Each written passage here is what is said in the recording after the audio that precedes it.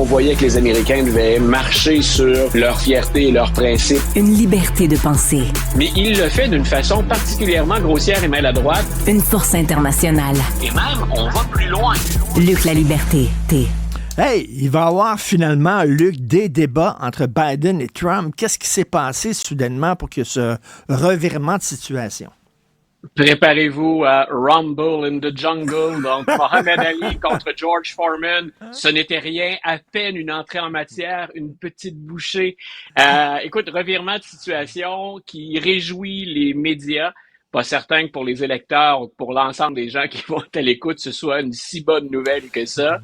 Mais c'est Joe Biden qui s'était laissé désirer, qui s'est laissé tirer l'oreille pendant un moment. Et je pense que on en est venu à la même conclusion que celle à laquelle j'étais arrivé il y a 2 ou 3 semaines déjà.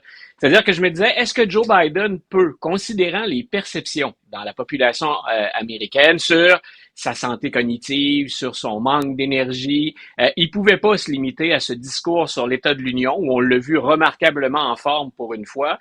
Il pouvait pas se limiter à ça. Il ne peut pas non plus, comme président sortant, dire parce que j'ai affaire à un rustre, je vais rester à la Maison-Blanche ou je vais rester sur le sentier de la campagne, mais ne pas répondre aux invectives de mon adversaire.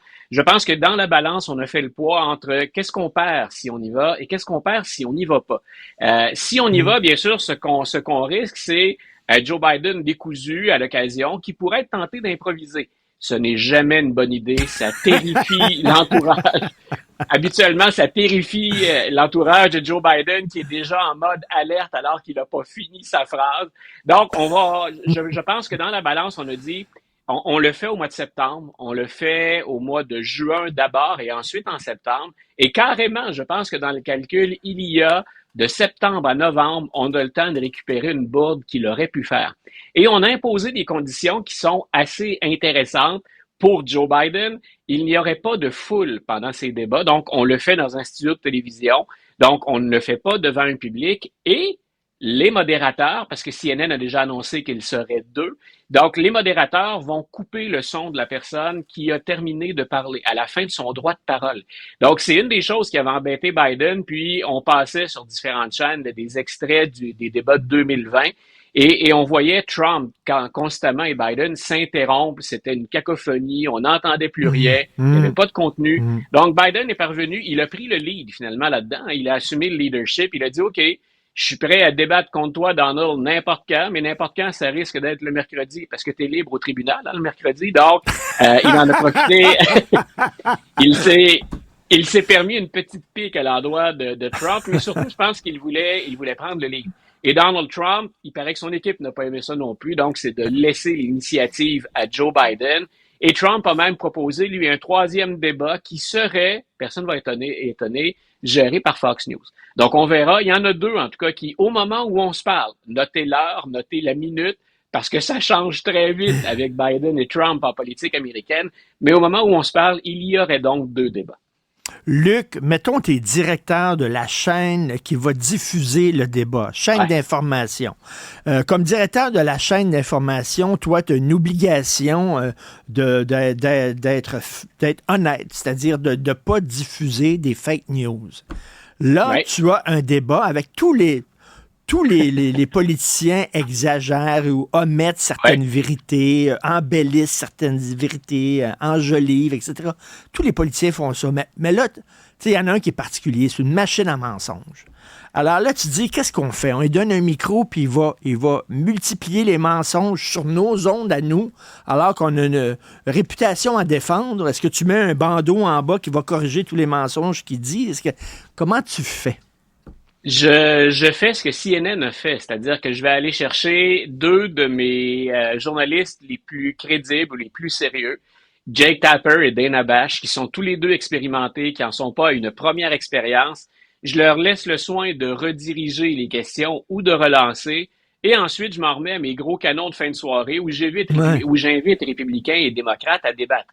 L'autre obligation, et j'aime pas ça le mentionner comme ça, mais ça fait partie de la réalité aussi, parce que l'autre obligation que j'ai comme directeur, c'est est-ce que je peux me permettre de sauter un débat?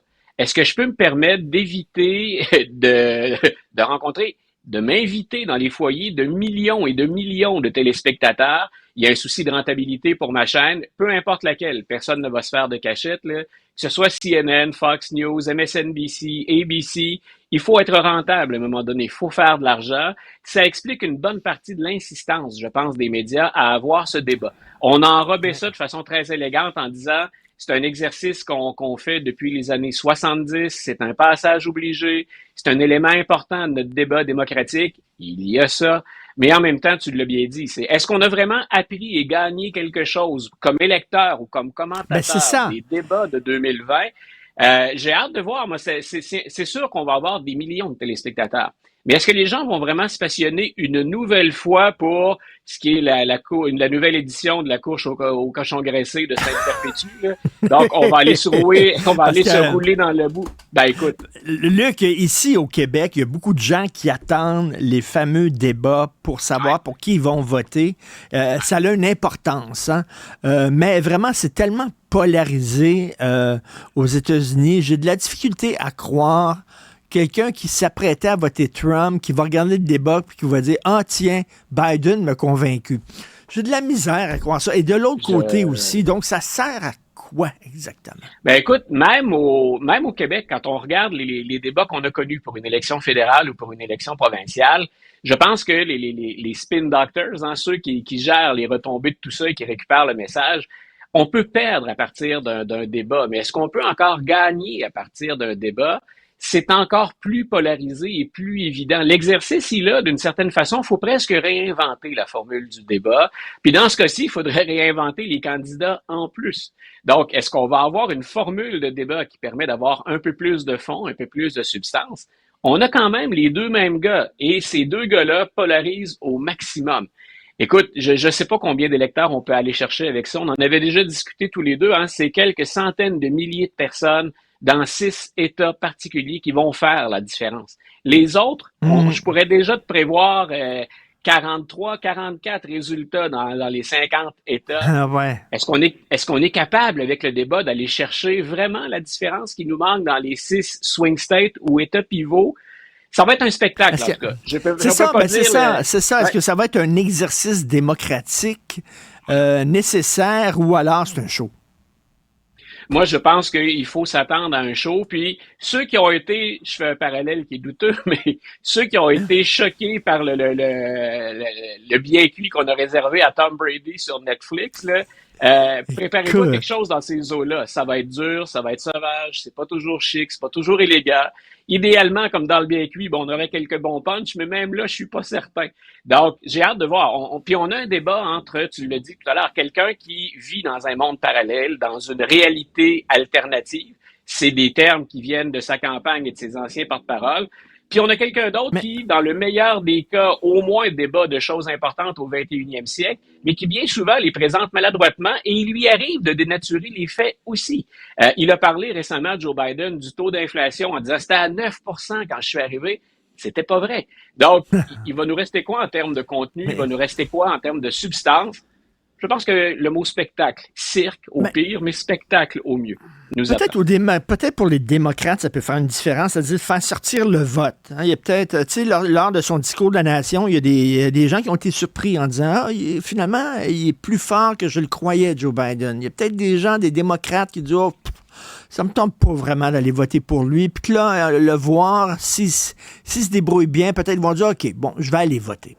Peut-être que ça peut faire une différence. Il y a l'idée à laquelle je référais, entre autres, pour nos débats ici. Il y a l'idée de ne pas perdre, tout simplement. Moi, je pense que si Joe Biden ne se présente pas, il fait le jeu de Donald Trump. Il apporte de l'eau au moulin de Donald Trump, qui dit ce gars-là est pas assez en forme pour être président.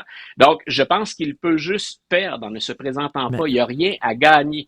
Il peut sauver la face en se présentant. Est-il capable de mobiliser? Écoute, si on est démocrate et qu'on est pro-Biden, j'espère que tu as raison, mais j'y crois pas tellement. Je pense surtout que Biden peut au mieux limiter les pertes ou maintenir le statu quo. Ce serait déjà un gain par rapport à ne pas se présenter dans les deux débats. Luc, tu m'as ouvert la porte, mon petit sacripant. Je veux que tu nous parles du roast de Tom Brady. J'ai un ami qui m'a écrit à 2 reprises. Il dit, Richard, il faut que tu regardes ça. J'ai dit, écoute, je connais rien au football. Je connais rien au football. Il dit, non, il faut que tu regardes ça. Voilà. Alors, parle-nous du Rose de Tom Brady parce que ça fait beaucoup jaser. Ça fait beaucoup jaser et je comprends pourquoi. D'abord, pour ceux qui, comme toi et moi, disent il faut la liberté d'expression, on a tendance à censurer, il y a de la cancel culture, je suis contre ça, même pour des choses qui ne sont pas à mon goût ou de bon goût, je pense objectivement. Je veux quand même qu'on cesse cette espèce de cancel culture partout pour tous les prétextes. Écoute, il s'est dit un nombre de vacheries considérables, de trucs particulièrement vulgaires. Ce que Melania Trump appelle pour Donald Trump du locker room talk, des échanges de vestiaire, c'est exactement ce à quoi on a eu droit. Ça se passe essentiellement en dessous de la ceinture.